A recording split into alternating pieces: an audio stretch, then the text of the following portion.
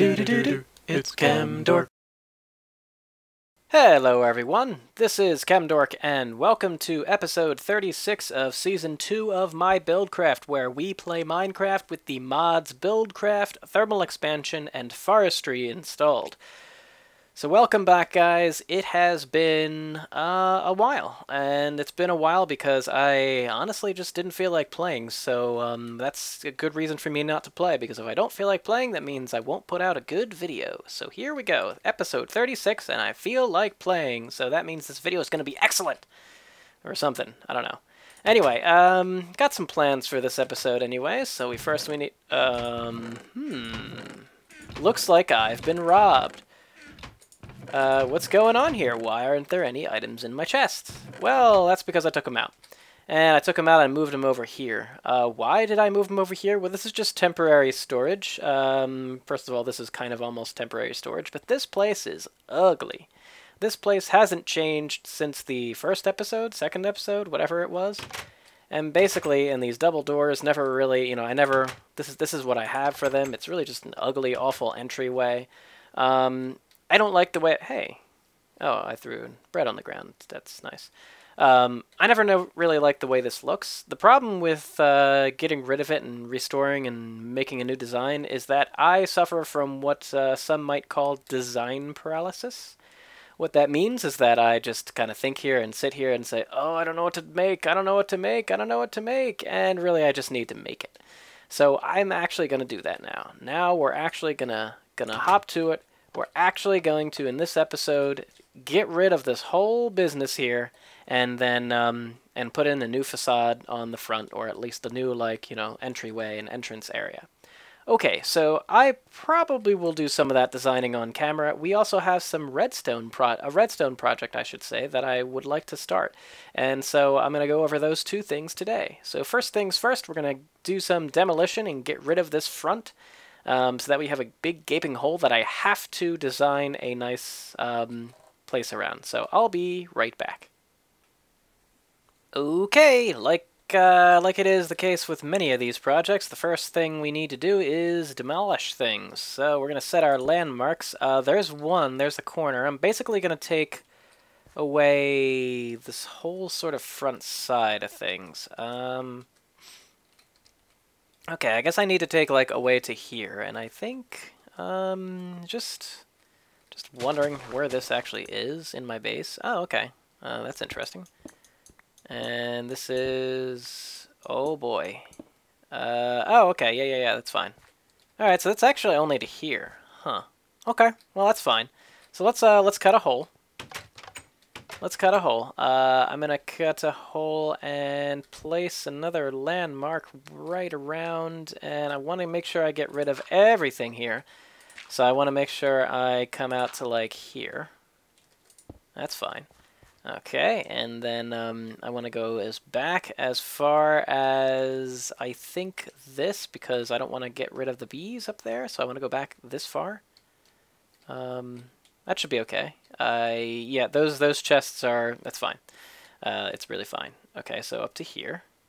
So this little line right here, and I think that's about right. Yeah.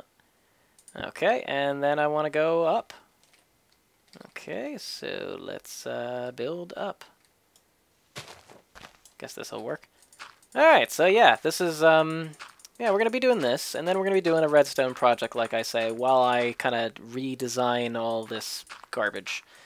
Yeah, I think that'll do.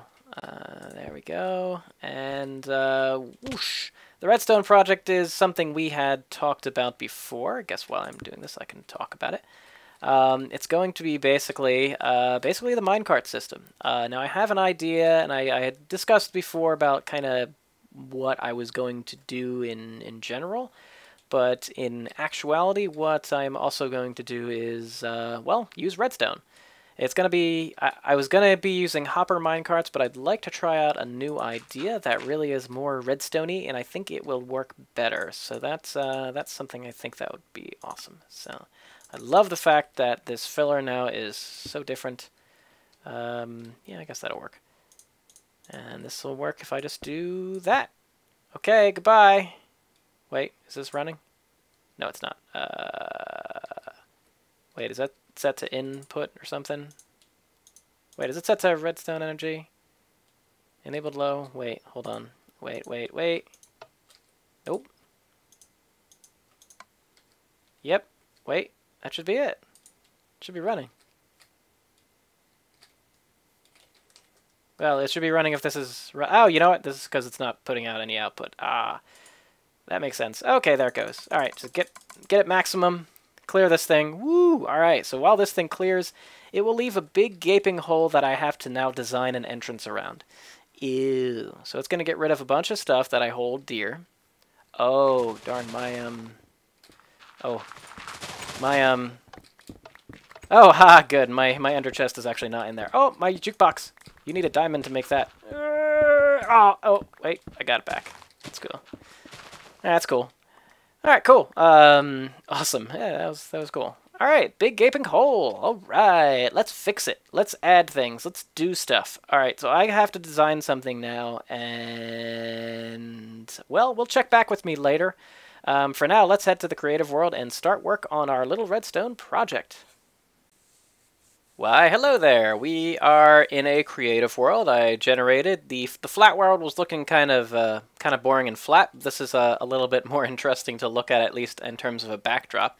So we're going to be talking about the redstone project we'll be working on, which is a minecart system. And what I have here is kind of a mock-up of the minecart system as it will be in the world. Each one of these cactuses or cacti, as well as the dispenser, represents a base in my world. So essentially right here I'm looking at my main base. My main base is this sort of stone represented system. And so the minecart system is going to connect all these bases together. And what I want to be able to do is that at each base I have essentially a selector, a way of selecting which base I want to go to. So from this base I want to say, hey, I want to go to the snow base, in which case it would take me to the snow base. Or from, I want to go from here, the forest base. So it's like the ice tower, which I want to turn into something a little more than an ice tower eventually. The forest base, which I probably will just kind of keep a log cabin for now. But, you know, it's something. It's a destination at this point. And then another destination is, of course, the pyramid and the desert, which is over there, or represented by over there. And so the idea here is that I want to have the ability to select which base I want to go to, and then just minecart goes there. The problem with doing that, however, well, actually, let's just talk about how you would do that. So first of all, so this is how I have it set up. If you notice, these tracks, they switch.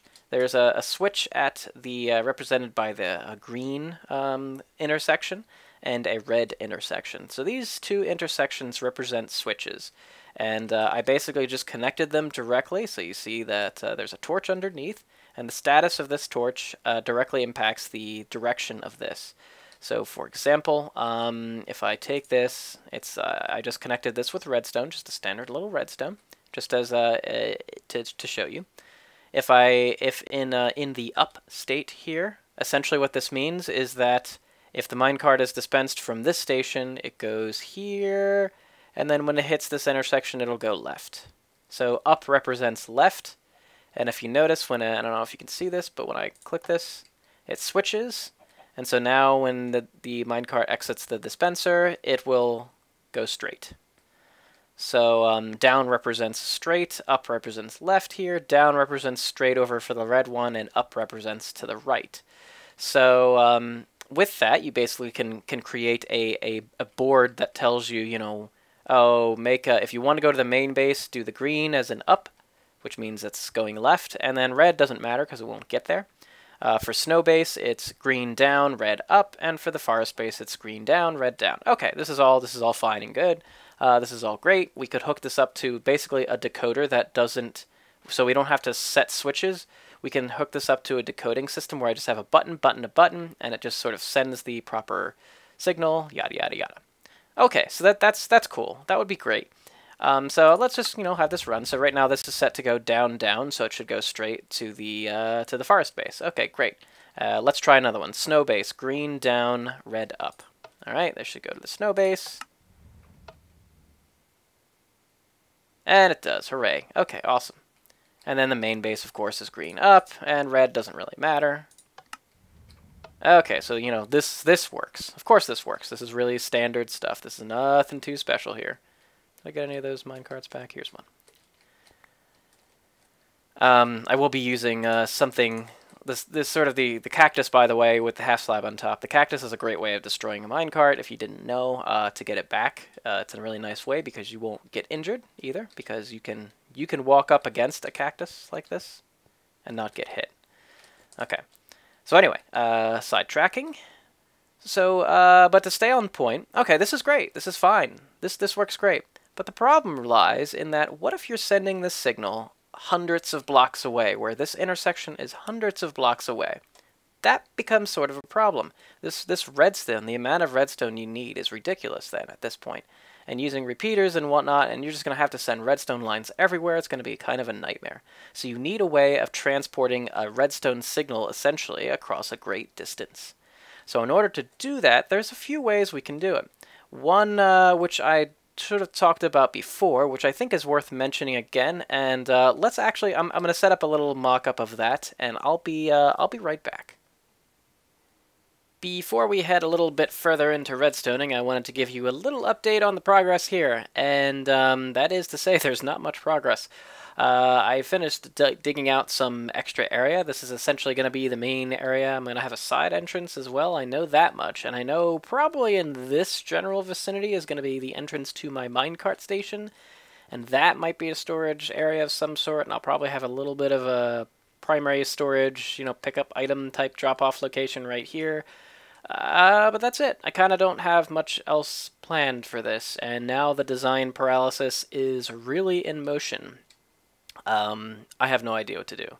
I think I'm going to make whatever I'm going to make out of stone bricks of some sort, but I'm not really sure. I don't really know. Yeah, hopefully I'll come up with some little design. Anyway, back to it. Well, the first proposed solution to our redstone signaling problem along the minecart track is using hopper minecarts. Now, I've actually talked about this in the pyramid scheme episode, where I first introduced the fact that we are going to have a minecart system at all in our world, and this operates basically on the principle that the way of transporting the redstone signal is to physically transport an item that kind of travels along with you down the track. So this is set up to such that an item minecart, depending on an item it receives, is going to travel in front of you, and depending on that item that is in the item hopper minecart, in this case, if I throw a grass block in there, it'll dictate, in this case, it's going to go to the grass, so it's going to go straight. So it'll, and we would be traveling in a minecart that comes out of this dispenser. Let me just throw in a minecart here. Alright, so let's push the button, see what happens. So the hopper minecart goes out first, and they both go straight towards the grass. The alternative in this case, since I've modeled only one intersection here, but the principle is the same for a two intersection system. So in this case, if I wanted to go to the stone bricks, which are over there, I do the same thing. I throw in the stone bricks inside the hopper minecart, and now they both go to the left. Okay, so that's the idea.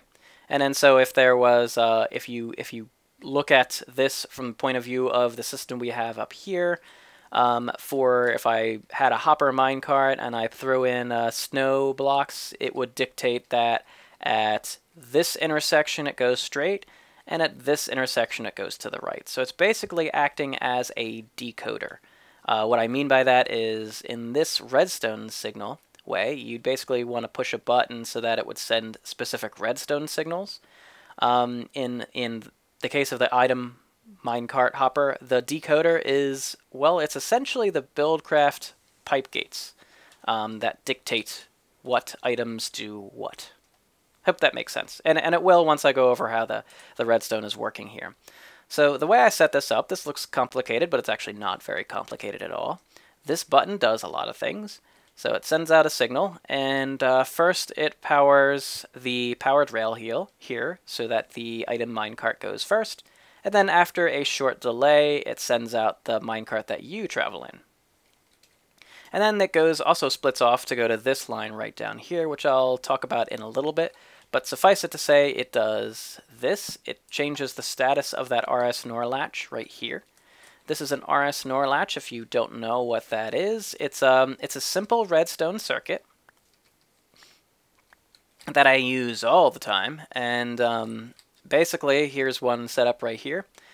If you can send a signal to one side of it, and you can keep on sending signals. It doesn't change the status. And basically, it'll hold that state until you give it a signal on the other side. In which case, it'll hold that state. So, you know, even if you only give it a short pulse, that state will be held. If you keep on giving it pulses from that side, nothing happens. But if you give a pulse from the other side, then this is held. Okay, that kind of makes sense.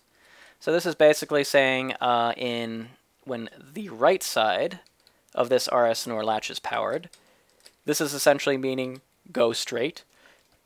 If the left state is powered, it is essentially changing the status of this to go left. I guess, does that make sense? I hope it does. And if it doesn't, that's fine. I need to understand it, not you. Ha ha ha. No, but this actually works pretty well. So what happens is the item minecart travels along, and right here, it travels. It gives its item to a item hopper. Based on the speed of the item minecart, it'll give a certain number of items to the hopper. At normal speeds, it should give like 1. I think maybe 2 or 3 is possible, though. So I would have to supply the item hopper minecart with a bunch of items. So it has to be a cheap, renewable item, which we can do.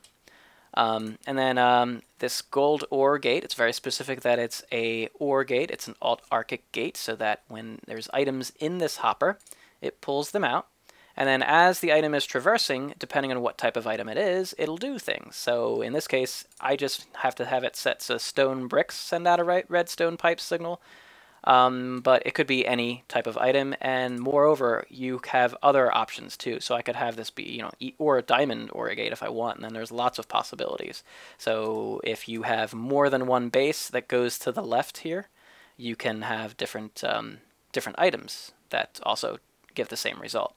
So that's useful. And I should point out, it doesn't have to be a red pipe signal here. It could be a just redstone signal directly. But what I have this set up to do is that this red pipe signal is converted back into a redstone signal.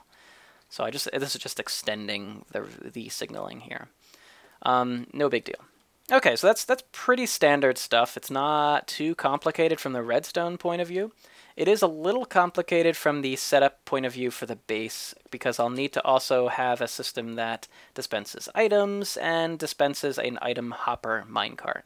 So kind of more complicated, and the fact that this travels along front of you, it's not the optimal solution, but it should be okay. And like, what if, for example, I have the 2 minecarts hitting each other? It would be nice if I had a solution that only involved me riding one minecart. And I think I have that possibility with the second option we'll be looking at, which I will be looking at right now. But first, let's once again check and see how I'm doing on the design.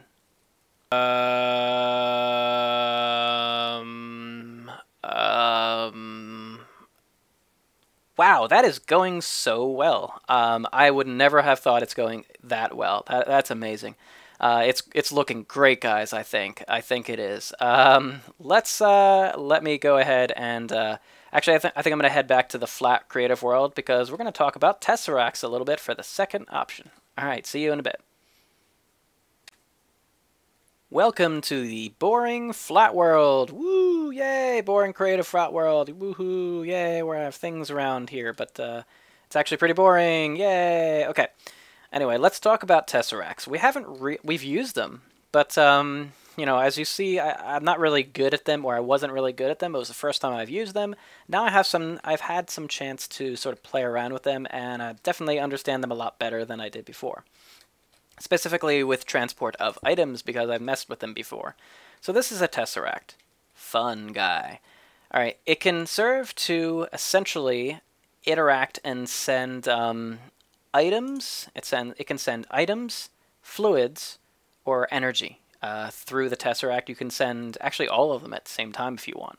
And this is the interface. Right clicking on it gives you this interface. Really kind of yeah, okay. And there's some information. You know, these nice little features are pretty nice. So it can be controlled with redstone, which is nice. And first you have to set it to a frequency. A frequency is as a number in this case. It can be any number, so we're just going to set it to a frequency of, I don't know, let's just pick a number, 5. Okay, so I set it to a frequency of 5. I'll set it to a frequency of 5. Great.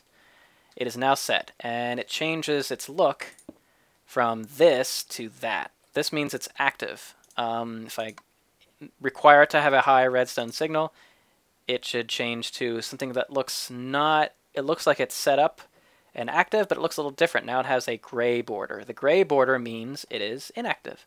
So if I supply it with a redstone power, now it is active again. Okay, so let's put it back to just be active when there's a low signal. Okay, so it's active. It's in frequency 5. We can actually give it a name. Let's do, in this case, we'll do test 3. And this is also, you have to set the frequency, give it a name, and then what you can do is you can set frequency and save the frequency, and here it is. And you can actually have it set to, you know, these frequencies either. So signal test, I can have it set to that one or this one. Yeah, so there you go. That's kind of how the interface works. I had to play around with it to sort of figure it out, but essentially you have a list of possible frequencies. These are listed, I think, in frequency order. Yeah, so as you see, that's frequency 1, frequency 2, frequency 3, and frequency 5. So we'll set it to frequency 5, test 3. And then let's set it to transfer items to this guy. So this one, we'll have to set it to the same frequency. Just click on test 3 and set frequency, and now that appears like this, and the status changes to green, or greenish, I guess, which means it is on, and it has the little flowing ender stuff in the middle, which means it is set to a frequency. Cool. Okay, so these are the same frequency. They'll transport things between them. We have to actually set them, configure them first, though. There's 3 different modes, the item, energy, and fluid mode, and you can set it to send, receive. Blocked means nothing travels in terms of items, or send only. So send means items enter, but they don't come out. Receive means items come out, but they don't enter. And both is just both. So we're just going to set these to both. Send/received, can do either for items, just to be easy. And I'm just going to actually do a quick test. So what I can do is I'm going to throw some lime rock wool into here. Woo! Okay, so I threw some lime rock wool into here. It's now in the end somewhere, I guess. I'm not sure. But it's here. It's waiting to be received. So if you put a chest here, there it is. So if you put a chest right next to it, it's right there. Now it can't pull items from the chest, just like all other thermal expansion machines and blocks, but it can deliver items to a chest right next to it. It can also deliver items to an item duct, so we can get rid of that. I put the chest here, and then we have to set this to that specific way. Let's throw the lime rock wool in again, and it comes out. You can see here. It doesn't even have to, you don't have to power this like you do with other item ducts. You don't have to power it. It just comes out normally. Cool. Great, great, great. The problem, though, I mean, it's not a huge problem, but it's kind of an issue, is that if we try the same thing with a Buildcraft pipe, and this is once again showing that thermal expansion just doesn't like to work with Buildcraft. The item doesn't come out to a Buildcraft pipe, so it actually can't deliver items to a Buildcraft pipe. But like I said, it can deliver items to an item duct. Wait. There it is. Okay, there's my lime rock wool. Cool. Is it rock wool? Oh yeah, it is. Huh. Okay, so that's a key thing. But like I said, we can deliver items to a chest right next to it. So what I have set up over here is a sort of an example of how we can use a signaling system to do, and you might notice this, it's an RS NOR latch. Whoa, weird, cool. All right, so let me set it to over here. Say, for example, this side is set to, let me just describe how this is working. So this is set to frequency 2. This is a signal test frequency. It will deliver items into this one. This is set to receive only. And basically, this is looking a lot like what you just saw in the item hopper with the hopper minecart. This can serve essentially the same purpose. The fact is, this eliminates the need for an item hopper minecart. because we can send signals. We can send a signal for what to do through Tesseracts, which is really awesome. Okay, so we can say, all right, so rock wool, send the red pipe signal like before. We can also directly say this means this is a redstone signal, blah, blah, blah. This is also set now for a red pipe signal to send a redstone signal, and there we go. Okay, so this is how it's going to work. It's if we throw dirt, this guy is a signal test as well. So if we throw dirt in here, you see it pulls it out. You saw that, but it didn't actually switch this because dirt, remember, is not giving us that redstone signal. But lime rock wool is. And look at that, it switches. So cool, look at that, awesome. Now this should allow us to send a signal across large distances, very large distances, because basically if the item kind of stays in a state of I'm waiting for something to happen, and so that means we can send signals over hundreds of blocks of distance. And even if the cluster isn't loaded, once it gets loaded, this item will come out of the Tesseract and interact and do this. So that should actually work really, really, really well. We'll just have to set this up to properly in terms of the items to send a signal to either this side or that side. But this will work really well, and it will eliminate the need for us to use an item minecart. So let me set that up in the creative world and kind of show you how I envision this to be set up. And once again, before we do that though, we should go and check to see on my progress to see how I'm doing. So let's see how the design of the front is going. I think it's going pretty well so far. I don't know about what you guys think.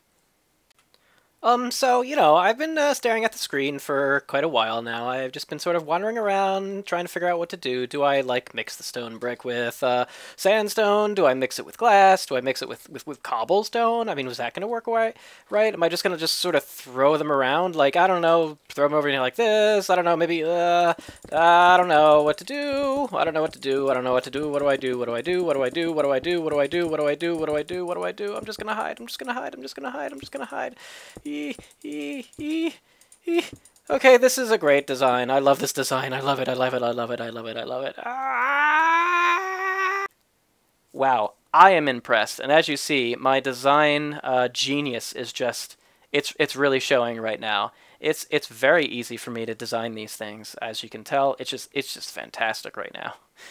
Let's go back to the other creative world and set up a mock system, like I said, using Tesseracts this time. Woo! Welcome back. This is the prototype with Tesseracts that we're working on. So it's sending a signal between this Tesseract and that Tesseract. The system would essentially work by, well, we'll have to figure out how to send things specifically to a specific type of Tesseracts, but essentially each Tesseract or each junction would be associated with a single Tesseract type of signal, and then we'll just have to have each Tesseract send, you know, we'll have to send items to specific Tesseracts, yeah, based on that. So anyway, this is how I envision setting it up. Again, if we just want to go to, say, the stone brick platform over there, just click the stone brick platform setup here. It sends a stone brick here, which in turn defines a status over there. And this should now go to the stone bricks. Ta-da! There it goes. Okay, and if I want to go to the grass section, I push this button. It sends a grass block in there, and that now changed. So now this should just go straight. And so it does. Awesome. So that's how that works. Well, at least that's how that works in principle. And it means that there's only the one minecart that we're traveling in that we need to be take a note of. So again, this Tesseract is just set up to a specific frequency, send only. This is actually, it defaults to receive only. So if you're having issues with your Tesseract, make sure you check this configuration that it's set up correctly.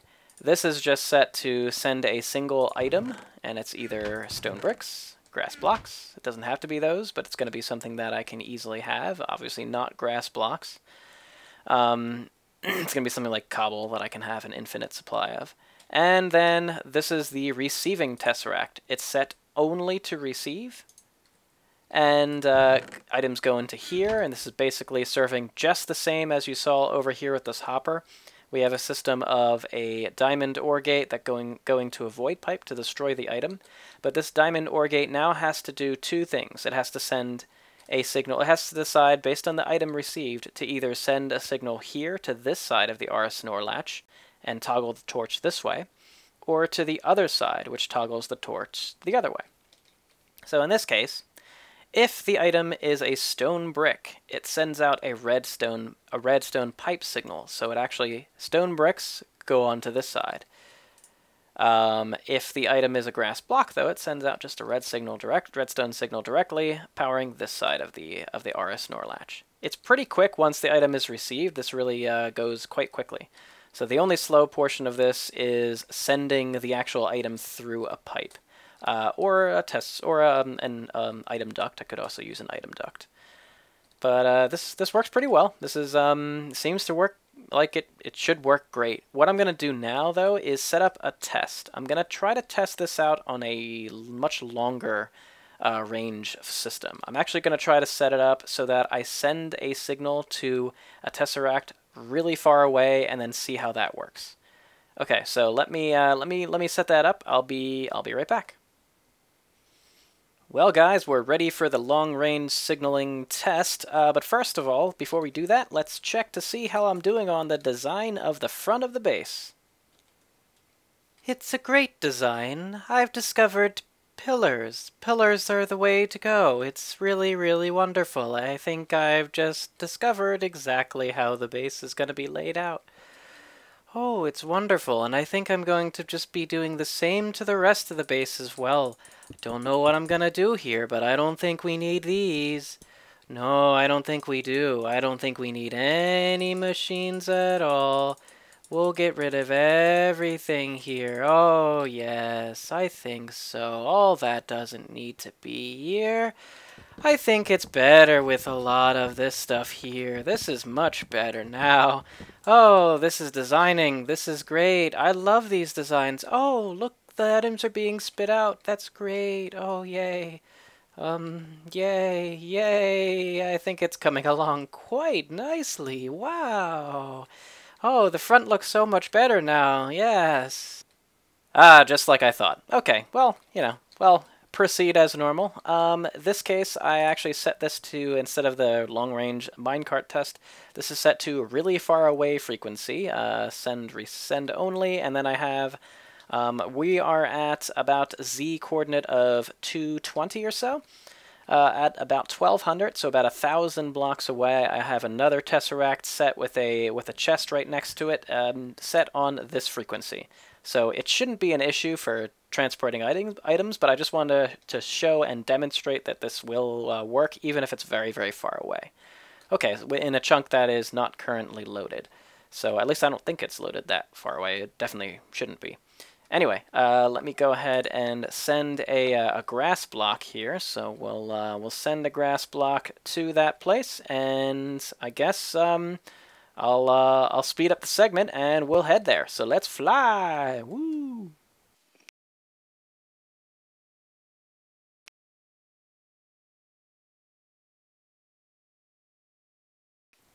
Okay, we're coming up on the Tesseract here. Here she is at about, as you can see, about 1220 right here. And let's see what we got. So the Tesseract here is set to that frequency number 2. And what do you know? There's our grass block. Cool. Alright, so that works. Long-range signaling works. Let me head back, and I'll meet you right back there. We're gonna just go over a few more things, and then we're gonna see how we're doing on the final design of the front of the base. Yeah. Well, I think using Tesseracts to send signals long distances really works quite well. Very, very good way of doing it. There's a little bit of a lag on the front end, but it's very, very efficient at sending those signals very long distances. So, we're going to be using them in our minecart system, but that doesn't mean that the minecart hopper system is not potentially useful. It's actually quite good if you only have Buildcraft installed, I think, because this only uses Buildcraft items. Pretty cool. But it's important to note that I've actually simplified the Tesseract system based on the prototype I showed you before. I simplified it even further. Now notice how I don't have a button to specify if I want to send a grass block, because I realized that was redundant. It was totally unnecessary. It doesn't even matter what kind of block we send this, because what we want to set up in our system, in order to make it very easy to set up in terms of selecting the type of base that you go to and making that much less complicated, is that really, if you think about it, we have these junctions. And these junctions should be almost like a menu system. Think of it when you go to a menu when you go to a restaurant or a place where you order like at a counter to order food, and say they sell hamburger, fries, and hot dogs. Those are the three things they sell. And say you just want a hamburger. You go to the counter and you say, "I want a hamburger." You don't go to the counter and say, "I want a hamburger. I don't want fries. I don't want a hot dog." But the system we had set up before, we had to indicate we wanted a hamburger, no hot dogs, and no fries. Metaphorically speaking. But to take this metaphor even further, if you go to a restaurant, sometimes you want a hamburger and fries, but not a hot dog. But when you go to the counter, you just say a hamburger, a fry, and fries, but you don't have to say no hot dog because that's just implied. So we need to have an implied default setting for our track junction to make that, make sense. To make my metaphor make sense, right? No, but I hope it makes sense, because for each of these junctions, we want to say, switch the junction, but if we don't need to switch the junction, we don't need to send the signal. So we only send the signal to the junction if we want it to switch. So that means that the default setting here, I have it set up to go straight by default. So when I send this item down into the Tesseract, it switches this. Now it's going to the left. And how I have the setup here, it's just pulling out items in the inventory, and now we don't even specify the type of item. We just specify send out a redstone signal. It switches it here, and then when the minecart goes left, it now passes over this detector rail that is resetting the RS NOR latch. So it actually resets it to go straight. So that means that when we send a minecart now, since we specified it must go left, the minecart goes left, but it switches it back to default so that the next minecart that goes through goes straight. Okay? Makes sense. Yay! I think it makes sense. So that makes things a lot easier, because now we can have essentially a menu system, and that's what this is. That's what this is kind of indicating here. This is almost like placing your order is going to be when you're coming at the minecart station. Say we have 5 stations, so that there is 4 other stations to go to. There's 4 possibilities with 2 track junctions. So that's what this is indicating here. Our 2 track junctions are indicated by these 2 redstone lines hooked up to these 2 dispensers. So if we switch a track, if we switch this track, this dispenser will spit out a block of redstone. This is represented by spitting out a block of diamond for switching this track. So for a 2-junction minecart track junction system, we can either switch one track, we can switch the other track, we can switch no tracks, or both tracks. So there's 4 possibilities for a 2-junction system. That's what these are representing here. So this is essentially, like I said, this is kind of the menu of stations. Like, what station do I want? I want the blue station. So in this case, the red station, for example, when I push it, it just spits out the one item because it only switches one track. The blue station spits out the other item because it switches the other track. The green station switches both tracks. And the yellow station would be switching no tracks. We'd still need to send a redstone signal no matter what, because we need to send a red minecart. But that's the idea for our station design. So the station design makes sense. The track switching makes sense. The signaling itself makes sense. This is coming together quite nicely. It's like I have no design issues right now. Speaking of with design issues, let's go back into the world and see how I'm doing on the front of the base. I think it should be set up now. So we'll see how it looks. Well, I give up. No way I'm going to be designing the front. Let's just cut our losses and blow the whole thing sky high. Sounds good to me. I think this is the only way. Yep. Okay. It's the beginning of the end. That's it. I can't design this thing. No way. Now, I didn't actually blow up my base. Well, I mean, I did, but don't worry, the world was backed up. Just kidding. Just kidding. Now, it does take me a while to design things. I do suffer from that design paralysis, as I was mentioning before. But I ended up making a front face for my building and a front entrance. So it's redesigned now. It has a proper front entrance. You ready to see it? Here it is, the big unveil. Ooh. Awesome. I like it. It's I'm actually quite pleased with the way this is turning out. It's not quite done yet, but it has some nice features. I just kind of like the design. The stone brick works well with this wood. It's actually sequoia wood. So the tall old tree we planted over there, that's sequoia way in the background there. I grew another one previously, had all this wood, and it actually goes pretty well with stone brick. So, and one sequoia tree gives you tons of wood. I also have a proper door system here. The pulse could be a lot longer though, but that's something I can change later. Like I said, this is not done yet, but some of the features that I'm adding here, I will have, this is kind of my main sort of just drop-off location place for all my quick access items. I'll probably use this area still as a storage of main Buildcraft items and forestry items that I so often went to. Here's going to be the entrance to the minecart station, probably like a stairwell going down from here, I think. And there's going to be a little side entrance there that kind of goes along with the main corridor of my base. I really actually enjoy this pretty well. And then I'm thinking I'll probably have to redo the side there in brick, the sort of flat-faced sections of the bee farm there. And yeah, I got some plans for that other room. We'll sort of see how it turns out. But anyways, that's it. This episode is quite long, so I think this is a good place to stop. And thanks, guys, for watching, and thank you for waiting so long for the episode to come out. Yeah, but it's been fun, and yeah, it's getting late in the Minecraft day as well. So take care, guys. Thanks for watching, and see you in the next video.